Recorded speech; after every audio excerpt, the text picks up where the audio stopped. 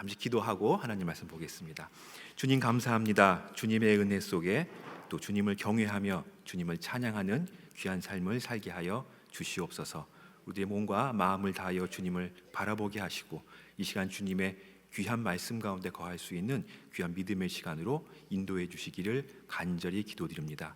말씀을 전하는 자나 듣는 자나 주님 앞에서 성령 앞에서 겸손한 마음으로 나아가도록 인도해 주시고 주님 베풀어 주시는 크신 은혜를 기대하며 소망하며 나아가도록 붙들어 주시옵소서. 감사와 찬양 주님께 올려드리며 예수님 이름으로 기도하옵나이다. 아멘. 제가 좀 감기에 걸려가지고요 목소리가 좀 이렇게 가라앉아 있습니다. 좀 용서하시고 여러분 좀 양해를 부탁을 드리겠습니다. 매년 신년 새해가 되면 올해도 이제 2020년 첫 주일을 하나님 앞에 올려드리는데 특별한 게 아니면 제가 메시지를 전하게 되면 늘 언제나 강조하는 부분이 있습니다. 언제 뭐 대학생이든 뭐 청년이든 뭐 주일학교 학생이든 아니면 뭐 청장년이든 새해 첫 주에는 제가 한 가지 주제로 늘 언제나 말씀을 전하는데 그것은 성경을 열심히 읽자라는 그 내용입니다. 여러분들도 2020년 한 해 동안에 성경을 열심히 보고 열심히 읽으실 수 있는 한 해가 되시기를 바라겠습니다. 매체가 너무 발달하다 보니까 사람들이 성경을 잘 안 보는 것 같아요. 그래서 늘 언제나 저도 청년들이나 대학생들한테 새해가 되면 올해는 성경을 한번 읽읍시다. 1년에 1독을 목표로 해서 읽읍시다. 늘 언제나 그런 얘기를 많이 하고 같이 나누고 그렇게 성경 읽기를 실천해 나아가고자 노력하고 있습니다. 제가 예수님을 만나고 변화된 그 변화 중에 하나가 예수님을 믿기 전에는 성경 말씀을 읽는 게 너무나 힘들었어요. 너무나 힘들고 잘 이해도 안 되고 손에 잘 잡히지도 않았는데 예수님을 믿은 이후에 가장 큰 변화 중에 하나는 성경 말씀 읽는 게 참 즐거운 거예요. 그리고 하나님을 말씀을 읽을 때마다 그전에는 이해가 잘 안 된 부분인데 어쩌 이해가 잘 되고 그리고 조금 더 읽고 싶고 그리고 시간이 나면 더 하나님 말씀을 보고 싶다라는 생각이 많이 들게 되는 그런 경험을 하게 됩니다. 그래서 제가 예수님을 알게 돼서 처음으로 마음을 다해서 읽었던 성경이 잠언이에요. 왜냐하면 다른 책은 좀 어려운 것 같고 잠언이 쉬우니까 잠언부터 읽어보세요라고 선배들이 이야기를 하더라고요. 그래서 정말 잠언이라는 성경을 손에 잡고 잠언서를 읽었습니다. 31장까지 읽는데 처음에 읽을 때는 그 내용이 너무나 재미가 있는 거예요. 너무나 재미도 있고 그리고 내용이 그 귀에 마음에 쏙쏙 다가와지는 그러한 경험을 하게 됐습니다. 그런데 그 이후에 지나고 보니까 잠언이라는 성경이 그렇게 쉬운 성경은 아니더라고요. 읽을 때는 쉽게 보이고 그리고 내용들 하나하나가 이해는 잘 될지 모르지만 이런 부분들을 실천해 나가기는 사실 만만한 성경은 아니다. 상당히 어려운 부분도 많이 있다라는 것을 이후에 또 깨닫게 되었습니다. 그리고 잠언이란 성경은 전체 맥락을 찾기가 상당히 어렵습니다.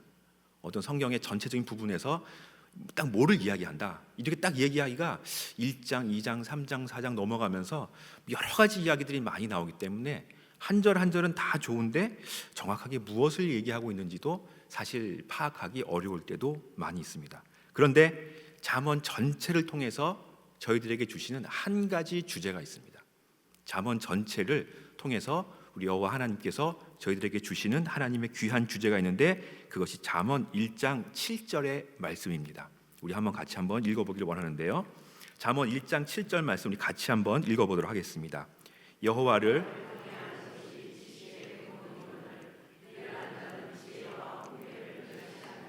아멘. 여호와를 경외하는 것이 지식의 근본이다. 결국 이 이야기를 하는 겁니다. 잠언서 전체는 잠언이라는 성경은 여호와를 경외하는 것이 가장 소중하고 귀중하다라는 것을 이제 잠언을 시작하는 1장에서 말씀을 해주고 있고요. 그리고 잠언이 끝나는 마지막 31장에서도 이 이야기를 한 번 더 합니다. 이거 오늘 읽었던 본문인데요. 잠언 31장 30절에 보면 이렇게 나와 있습니다. 이건 제가 읽겠습니다. 고운 것도 거짓되고 아름다운 것도 헛되나 오직 여호와를 경외하는 여자는 칭찬을 받을 것이라 라고 나와 있습니다. 그래서 잠언은 시작할 때도 여호와를 경외하는 삶이 중요하다.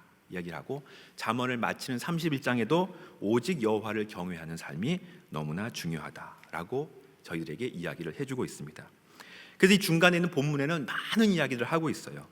여러 가지 지혜의 자물들을 이야기를 하고 있고 실생활에 직접적으로 연결되어 있는 지혜의 말씀들을 계속해서 이야기를 합니다.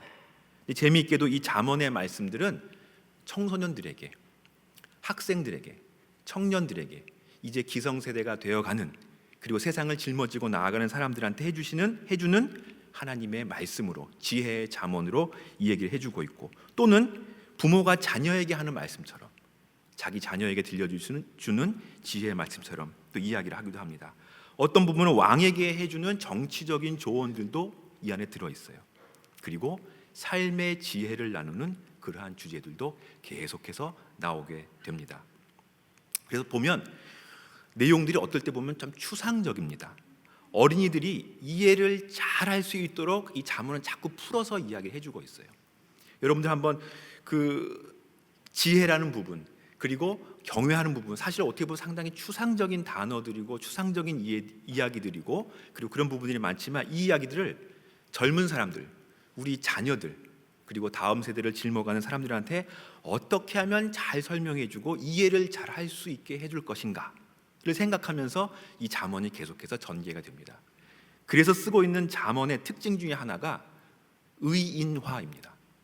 지혜의 의인화. 의인화라는 것은 사실 사람이 아닌데 사람인 것처럼 비유를 해서 저희들에게 말씀을 해주고 있는 것이에요.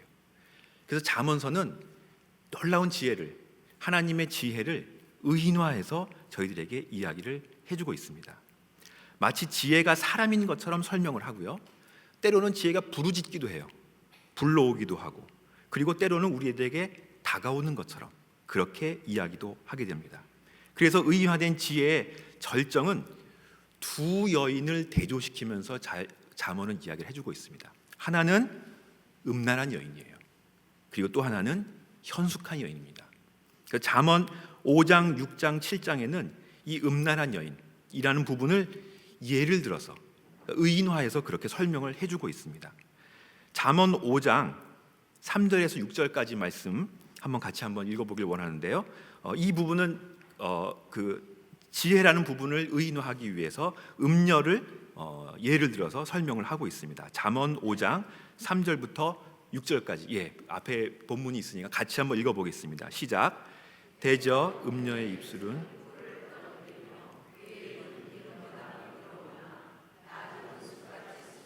두 날 가진 칼같이 날카로우며 그의 발은 사지로 내려가며 그의 걸음은 스올로 나아가니 그는 생명의 평탄한 길을 찾지 못하며 자기 길이 든든하지 못하여도 그것을 깨닫지 못하느니라. 그러니까 자녀들한테 설명해주고 있는 거예요.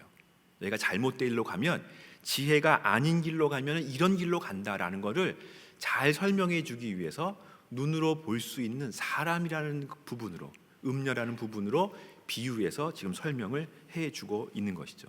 그래서 듣는 사람들이 귀에 아주 잘 들어오고 지혜 없이 행하는 것의 결말이 어떤 것인지를 잘 깨달을 수 있도록 설명을 해주고 있는 부분이 이 잠언의 특징 중에 하나가 되는 것입니다. 이런 식으로 이야기하면서 마지막에 절정에 가서는 지혜 있는 자의 모습이 과연 무엇인가, 방금 읽은 그런 본문들은 지혜 없는 사람들의 모습이 어떤가를 설명해 줬다면, 지혜 있는 지혜로운 사람의 모습은 어떤가, 지혜로운 모습은 과연 어떤가인 것에 대해서 설명해 주는 바로 그 절정이 31장에 나와 있는 현숙한 여인입니다. 그래서 앞에 있는 음녀와 그리고 뒤에 나온 현숙한 여인을 대조시키면서 여호와를 삶에서 실천하는 것이 얼마나 아름다운 모습인지 구체적으로 저희들에게 보여주면서 잠언을 결론을 맺고 있습니다. 그래서 원래 오늘 설교 제목을 두 여인 이렇게 하려고 했었어요. 근데 그러니까 제목이 좀 이상하잖아요. 무슨 드라마 제목 같기도 하고 두 여자 이렇게 할 수도 없고, 그래서 여호와를 경외하는 삶, 결국 이거를 알려주기 위해서 지금 이야기를 하고 있는 겁니다. 우리 가운데 가장 소중하고 귀중한 것은 하나님의 말씀으로 여호와를 경외하며 사는 것이다 라는 것을 알려주기 위해서 저희들에게 지혜의 말씀을 주고 있는 것입니다. 여호와를 경외하는 것, 여호와를 경외하는 삶, 사실 어렵습니다. 누구한테 저한테 물어본다고 한들 경외라는 단어가 무엇입니까? 라고 물어보면 사실 딱 부러지게 설명해서 얘기해 주기가 사실 어렵습니다. 경외라는 단어라는 자체가 벌써 어려움을 갖고 있습니다. 사실 우리가 쓰고 있는 많은 단어들이 그런 부분이 또 있습니다. 경건 다 알죠, 그죠? 우리가 얼마나 많이 이야기하고 또 기도하고 우리가 또 많이 실천하려고 노력을 합니까? 근데 사실 따지고 보면 설명해 보자면 어렵습니다. 소신자들한테는 예배라는 단어도 예배가 무엇인지, 예배가 어떤 건지 사실 잘 모를 때가 많이 있어요. 헌신, 경외 이런 단어는 우리가 많이 쓰고 있는 단어지만 사실은 어렵습니다. 그리고 목사님께 상담을 해도 대답이 어떨 때는 추상적으로 나올 때가 있습니다. 믿음으로 사십시오. 아멘. 근데 목사님, 믿음으로 사는 게 무엇입니까? 그런 생각이 마음껏 들거든요. 여러분들 어쩔지 모르겠지만 저는 예전에 많이 그랬어요. 믿음으로 살아라. 그 믿음으로 살아야죠. 그럼 구체적으로 어떻게 살라는 것이 믿음으로 사는 것입니까? 내가 지금 살고 있는 이 시대, 이 시간 가운데 내가 맡고 있는 이 직장, 이 학교 가운데서 내가 믿음으로 살아가야 된다는 것이 과연 무엇인가? 사실 어려워요. 그리고 말해주기가 되게 어려운 부분이 많습니다. 경건을 실천하십시오. 알겠습니다. 아멘. 근데 어떻게 하는 것이 경건을 실천하는 것입니까? 쉽지 않죠. 헌신의 마음으로 섬기며 살아가십시오. 그러나 거기서 구체적인 것을 물어본다면 그러면 어떻게 사는 것이 그러한 삶입니까? 라고 질문을 한다면 역시 우리 가운데는 쉽지 않은 대답이다, 어려운 대답이다 라는 것을 우리는 느낄 수가 있습니다. 거기에 대해서 잠언은 우리들한테 아주 실제적인 답을 주고 있습니다. 그런 질문에 있어서 잠언은 여호와를 경외하는 것은 바로 우리의 살아가는 삶 그 자체다라고 이야기해 주고 있어요. 아주 추상적이고 뜬구름 잡는 이야기가 아니고 다른 나라 이야기가 아니라 나의 삶, 나한테 펼쳐진, 나에게 주어진 그 삶, 그것이 여호와를 경외하는 삶의 가장 시작되는 출발점이라고 그렇게 이야기를 해주고 있는 것입니다. 뜬구름 잡는 것이 아니라 구체적인 삶의 현장에서 주님과 함께 살아가는 것, 이것이 경외함이라고 이렇게 이야기를 해주고 있습니다. 그래서 잠언은 이러한 실제적인 삶의 모습을, 삶의 모델을 저희들에게 보여주고 있는 것이에요. 어떻게 살아야 되는가라는 부분에 있어서 실제적인 삶의 본보기를 저희들에게 보여주고 있습니다. 할렐루야. 우리 한번 같이 고백해 보도록 하겠습니다. 신앙의 본보기가 됩시다. 네, 한 번 더 하겠습니다. 신앙의 본보기가 됩시다. 우리들이 살아가는 건요, 신앙의 본보기가 되어야 됩니다. 어떤 사람을 보면 예수님 믿는 것이 어떤 것이다라는 것이 짐작이 돼요. 저 사람을 보면 예수를 믿는 것이라는 것이 어떤 것이구나, 그의 삶을 보면은 우리가 이해할 수 있고 알 수 있습니다. 때로는 정말 열심히 잘 믿는 사람 보면요, 옆에서 향기가 나는 것 같아요.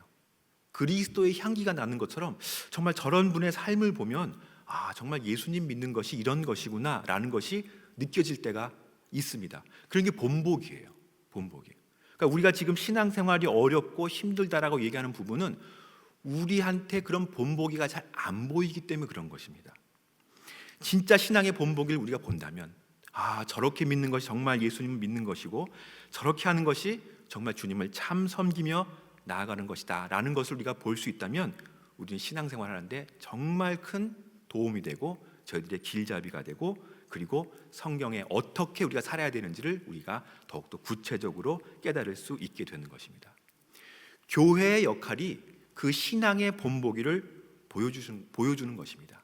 세상 사람들에게, 믿지 않는 사람들에게. 그래서 여러분을 봤을 때, 우리를 봤을 때 예수님 믿는다는 게 저런 거구나, 내가 예수님을 믿으면 당신처럼 살겠군요 라는 생각이 들어서 내가 정말 주님을 믿어야 되겠습니다 라는 고백이 나올 수 있도록 우리가 살아가는 그 삶, 그것이 진정 여호와를 경외하는 삶이다 라는 것을 우리는 이 잠언을 통해서 발견할 수가 있습니다. 현대 교회는 여러 가지 성경적인 기능이 있습니다. 성전의 기능도 있고요, 주님과 만나는, 예배하는, 그리고 공동체성을 강조하기도 합니다. 공동체적인 기능도 있습니다.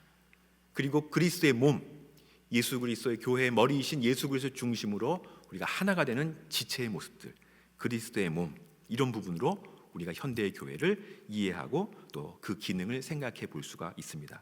그런데 한 가지 중요한 것은 저는 그렇게 생각합니다. 교회는 실험실이 되어야 된다라고 생각을 합니다. 교회는 실험실처럼 해나가는 그러한 기능이 있다라고 생각을 합니다. 그것은 우리가 세상에서 어떻게 말씀을 가지고 살아가야 하는지, 그 말씀을 가지고 교회에서 배우고 실천하고 배워서 그걸 가지고 세상에 나아가서 그 모델을 제시하는 그 역할이 우리 가운데 있다는 것입니다. 이게 실험 정신이에요.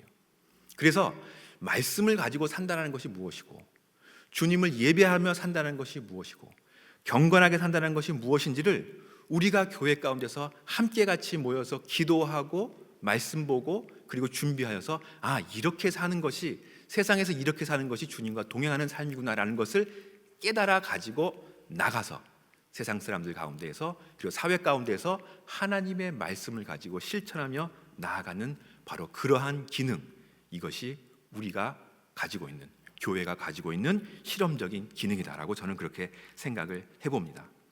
말씀대로 살아보자는 것이고, 그리고 그 말씀대로 실천해 보자는 것입니다. 근데 현대교회는 현상이 그 반대로 일어나고 있어요. 그 반대로. 오히려 교회는 반대가 돼서 세상의 가치관과 풍조를 세상에서 배워가지고 교회로 들어옵니다. 그러면서 왜 세상 사람들은 이렇게 하는데 교회는 그렇게 따라가지 못합니까? 왜 세상의 기준은 이렇게 발전하고 있는데 교회는 그렇지 않습니까? 하면서 이야기를 하고 교회를 다시 바꾸려고 하는 그러한 풍조가 요즘 우리들한테 있는 많은 생각과 풍조인 것입니다. 그런데 그것이 아니라 성경에서 말하는 것은 우리는 말씀대로 이 가운데에서 실천하고 생활해서 함께 같이 모여서 말씀으로 실천하는 것이 무엇인지를 깨달아 알아서 그것을 가지고 세상에 나아가서 적용하는 것입니다. 그 진리를 가지고 세상에 나아가서 적용하며 나아가는 것, 그것이 실험적인 공동체이고 우리 교회가 세상을 향해서 나아가야 되는 바로 그러한 모습이 되는 것입니다. 제가 중국에 있었을 때 한 가지 이야기를 해드리도록 하겠습니다. 제가 중국에서 그 쌀을 산 적이 있어요. 저희 아내랑 같이. 근데 한국처럼 20kg, 딱 뭐 5kg, 10kg 이렇게 나오지 않고요. 제가 있을 때만, 요즘은 중국이 많이 변했습니다. 있을 때만 해도 가서 10kg 쌀을 사겠습니다. 그럼 쌀을 달아줘요.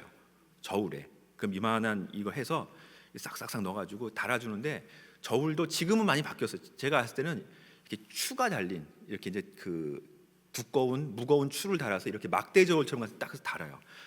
어떻게 보는지도 모르는데 참 희한하게 보더라고요. 딱 해서 다른 다음에 딱 보면서 저한테 보여줘요. 맞지?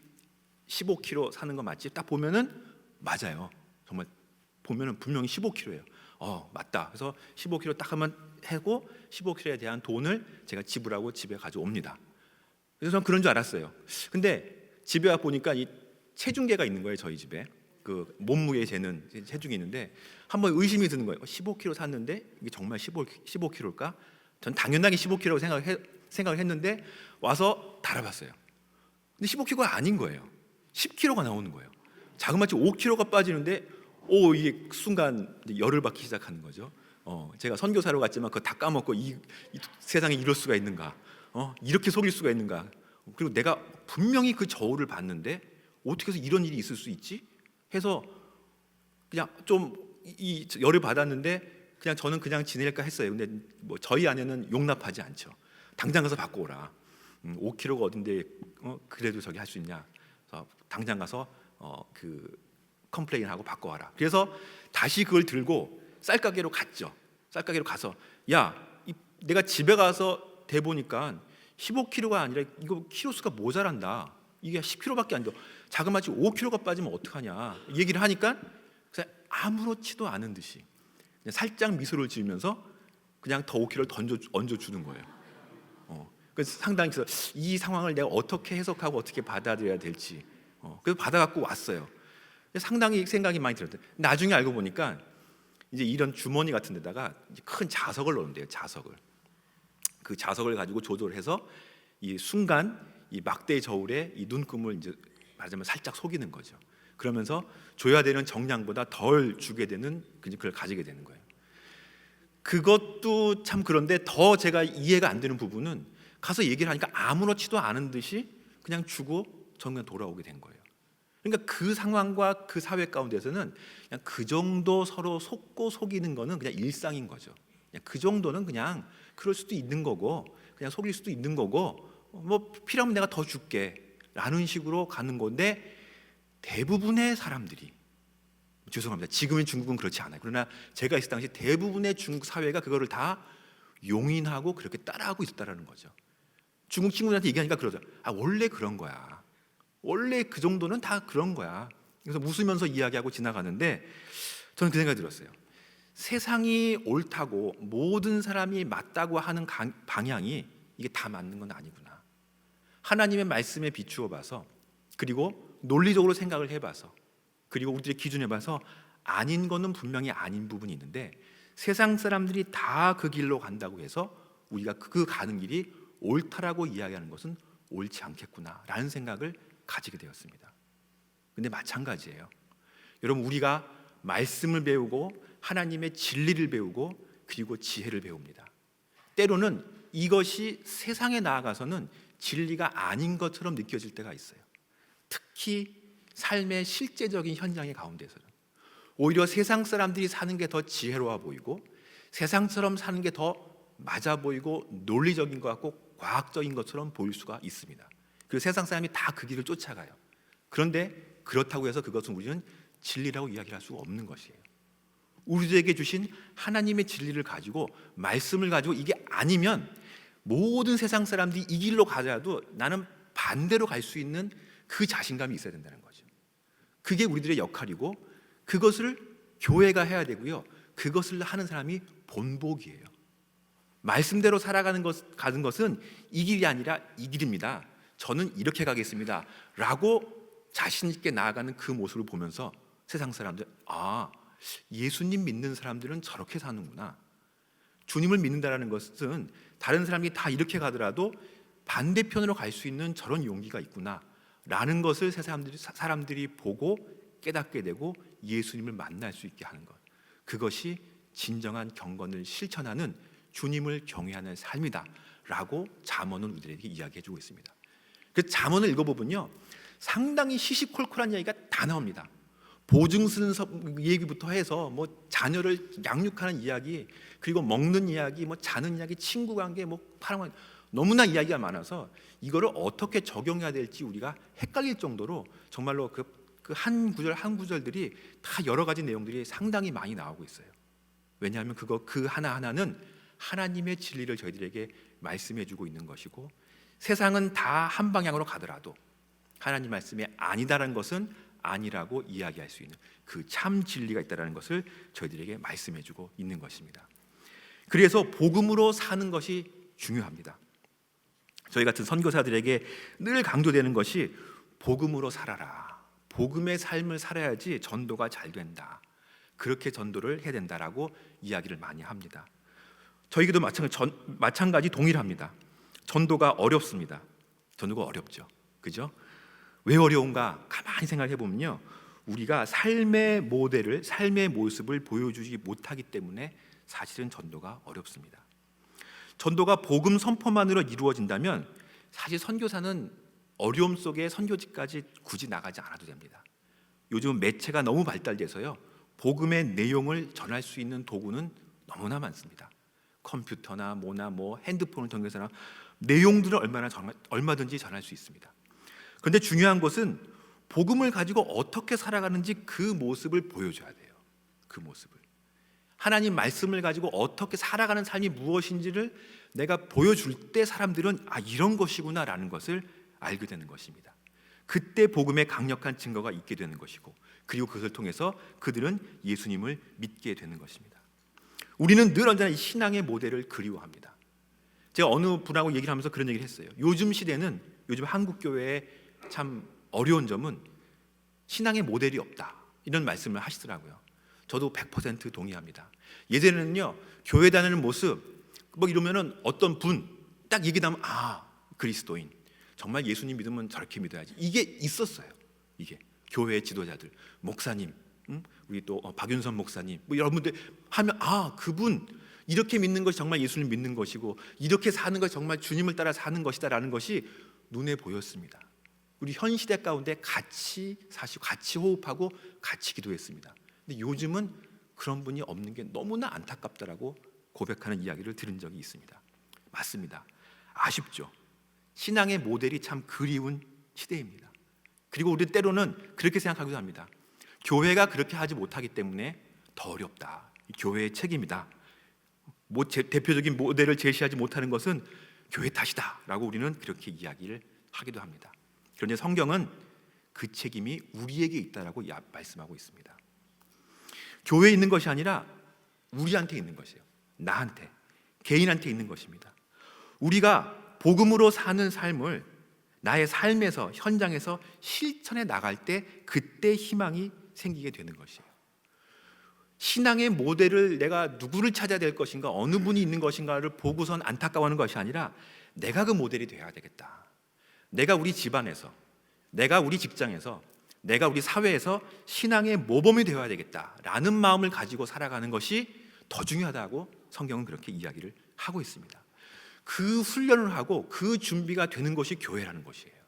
그래서 교회가 중요합니다. 그래서 교회는 말씀대로 살아야 되고 어떻게 살아야 되는지 우리가 이곳에서 배워서 그것을 가지고 세상에 나아가서 실천하는 것, 그것이 우리들의 사명이고 우리들의 임무가 된다라는 것을 우리는 다시 한번 생각을 해봐야 되겠습니다. 제가 예전에 읽었던 책 중에 막전엔 찐빵이라는 책이 있었습니다. 상당히 오래된 책이에요. 여러분들 한번 보신 분도 많이 계시다고 생각해요. 제가 대학교 때 읽었던 책이기 때문에 상당히 이제 오래된 책입니다. 이만재라는 사람이 예수를 전혀 믿지 않는 세상 속에서 그 한 사람이 예수를 영접하고 그리스도인이 되는 자기 심경의 한 100일 동안의 심정의 변화를 써내려간 책이에요. 내가 어떻게 해서 그리스도인이 되는지 하루하루의 일기를 써내려간 책입니다. 상당히 오래된 책인데 중요한 것은요, 이 책을 보면 이 사람이 처음 예수님에 대해서 자기 마음이 흔들리게 된 것이 누가 와서 예수님을 강력하게 전해서 아니면 누가 와서 복음에 대해서 진리를 분명하게 이야기해줘서 예수님 믿는 것이 저런 것이구나 라는 것을 깨닫고 거기서부터 시작된 게 아니라는 거예요. 그거는 한참 뒤에 100일이나 지난 이후에 가능했던 일이고, 처음 그가 예수님에 대해서 자기 마음이 흔들리게 된 것은 자기 사무실을 찾아오는 이 아무개라는 거래처 직원 때문이었다고 이야기를 합니다. 말씀과 특별한 경험이 아니라 이 모양 그 거래처 직원의 삶과 미소 그리고 대화를 보면서 예수를 믿으면 나도 저렇게 될까? 이 생각이 드는 거예요. 저 자매가 예수님을 믿고 교회를 다닌다는데 나도 예수님을 믿으면 저 자매처럼 저렇게 웃을 수 있을까? 저렇게 나도 살 수 있을까? 나도 예수를 믿으면 저렇게 될 수 있을까? 라는 생각이 들게 되었다는 것이죠. 여기서부터 시작이 된 것입니다. 그 후 100일 동안의 여정을 통해서 교회의 도움도 있었고요, 복음의 증거도 있었고요, 친구의 도움도 있었고, 가장 중요한 건 기도가 있었죠. 기도를 통해서 주변의 도움으로 점점 자기 마음이 복음으로 변화되고 젖어들고 나중에는 완전하게 항복하게 되는 그 경험을 적어 내려가고 있습니다. 우리 사회에서 복음으로 사는 경건한 삶이 얼마나 중요한 것인지를 우리는 생각해 볼 수 있습니다. 복음으로 사는 것이 가장 막강한 힘이다라는 것을 우리는 다시 한번 느낄 수 있는 것이죠. 아무것도 아닌 그냥 사무실을 왔다 갔다 하는 그 여직원의 삶과 태도 가운데서 나도 예수를 믿으면 저렇게 될 수 있을까? 그 질문 하나가 이 한 사람의 인생을 바꾸어 놓게 된 것입니다. 그것입니다. 우리도 신앙의 본보기가 되어야 되겠습니다. 그리고 그 말씀으로 살아가면서 세상에서 말씀으로 사는 것이 어떤 삶인지를 우리가 몸소 실천하고 보여주는 그러한 삶이 되어야 되는 것입니다. 오늘 본문의 현숙한 여인도 여호와를 경외하기 위해서 특별한 어떤 신앙적인 행위를 한 것이 아니에요. 일천 번제를 드리거나 송아지를 잡아서 번제 이런 부분으로 현숙한 여인이라고 한 것이 아니라 그저 자신의 삶에서 근면하고 자신의 삶에서 부지런하고 다른 사람들을 돕고 그리고 정직하고 다른 사람들은 속일지라도 나는 속이지 않고 나보다 남을 낮게 여기고 그리고 사랑을 베풀며 살았습니다. 그 내용이 이 31장에 쭉 나와요. 현숙한 여인의 모습이. 오늘 그 다 읽지는 않았지만 여러분 보시면 그냥 평범한 삶이에요. 그런데 주님과 함께 말씀으로 살아가는 그 삶을 보여주는 바로 그 모습이 정말 지혜 있는 자의 모습이고, 정말 현숙한 자의 모습이고, 그리고 주님을 경외하는 삶이다라고 잠언은 저희들에게 말씀해주고 있습니다. 이런 모델을 경외함이라고 저희들에게 말씀해주고 있습니다. 남들은 다 세상을 따라가는데 나는 그래도 어렵지만 복음의 길을 묵묵히 그리고 성실함으로 실천하며 살아가는 삶을 보여줄 때, 그때 내 자신이 세상에서 우리 자신이 신앙의 본보기가 될 수 있을 것입니다. 그리고 다른 사람들은, 세상의 사람들은 우리의 모습을 보고, 우리의 얼굴을 보고, 우리의 미소를 보고, 우리의 삶을 보고, 나도 저분처럼, 예수를 믿으면 저분처럼 나도 변화할 수 있을까? 라는 생각을, 그 퀘스천을 갖게 될 것입니다. 그래서 우리가 본보기가 되어야 됩니다. 교회가 본보기가 없다, 세상이 이렇다, 교회가 왜 이러냐 하면서 교회를 탓할 것이 아니라 우리 모두가 다 세상 가운데에서 한 사람 한 사람이 예수 믿는 모습이 무엇인지를 내가 증거하고 나타낼 수 있는 그 역할을 해야 된다라는 것입니다. 그것을 위해서 우리는 모이는 거예요. 그것을 위해서 교회 공동체가 필요하고요. 그러면 어떻게 우리 이 나의 삶 가운데서 말씀을 실천하고 살아가야 되겠습니까? 더 구체적으로 목사님 얘기를 해 주십시오 라고 물어본다면, 그러면은 저 같으면은 청년 2부로 오십시오 라고 그렇게 이야기를 하겠습니다. 왜냐하면 그 삶의 모습, 내가 어떻게 살아가야 될 것인가의 그 구체적인 모습이 소그룹에서 이루어지는 거예요. 여러분 같으면 구역의 모임이 있잖아요. 같은 믿는 사람들의 모임이 있잖아요. 내가 이런 어려움이 있고 이런 기도 제목이 있는데 어떻게 하면 좋을까? 나는 말씀을 보면서 이런 은혜를 받았고 이렇게 살아가길 바랐는데 당신은 어떻게 생각? 이 소그룹 가운데서 같이 교제하고 얘기하고 나누는 가운데서, 아, 내가 내 삶을 이렇게 살아야 되겠구나라는 것들을 깨닫게 되고 배우게 되는 것입니다.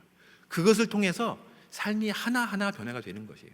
그래서 살아있는 교회는 소그룹이 반짝반짝 빛납니다. 그게 아주 그냥 놀라워요. 그리고 이 대학생들 같으면 선배들의 삶이 너무나 영향을 많이 미치는 거예요. 나도 저렇게 살아봐야 되겠다, 나도 저렇게 한번 저 길을 가봐야 되겠다. 이런 모습이 계속해서 모델이 보여질 때 사람들이 더욱더 주님 앞에 나올 수 있게 되는 것이고, 서로가 그 본보기가 돼서 세상 가운데서 아주 놀라운 막강한 복음의 힘을 미칠 수가 있게 되는 것입니다.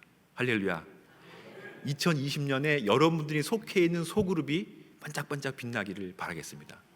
여러분들이 그 모임 가운데 그냥 앉았다 오는 그런 모임이 아니라 나의 삶을 나누고, 내가 예수님으로 이렇게 살아봤는데 이런 어려움이 있더라, 이런 기도 제목이 있더라, 당신은 어떻게 생각하는지, 우리는 어떻게 생각하는지 같이 복음 안에 교제하고 나누면서 서로가 서로에게 모범이 될 수 있고 신앙의 본보기가 될 수 있는 그러한 2020년 한 해가 되시기를 바라겠습니다. 그 시작은 어디에 있다고요? 처음 얘기한 것처럼 성경을 읽으세요. 말씀과 기도에서 시작이 됩니다. 말씀과 기도를 통해서 여러분들이 새롭게 여러분들의 삶이 거듭나는 2020년 한 해가 되시기를 주님의 이름으로 축원드립니다. 기도하겠습니다. 하나님 아버지, 감사합니다. 주의 말씀으로 우리가 새로워지도록 주님 인도하여 주시옵소서. 말씀으로 살아가게 하시고 그 말씀이 우리들의 삶의 지표가 되게 하여 주시옵시고, 주님의 진리가, 주님의 진리로 하루하루를 주님 앞에 감사하며 기도하며 주님을 경외하는 삶을 살도록 인도하여 주시옵소서. 저희 모든 소그룹들이, 모임들이 주님 안에서 하나 되고 주의 말씀으로 성장되어 나아가며 주의 말씀 가운데서 생명력 있게 발전되어 나아갈 수 있는 귀한 모임들로 세워주시고 인도하여 주시옵소서. 감사와 찬양을 주님께 올려드리며 예수님 이름으로 감사하며 기도하옵나이다. 아멘.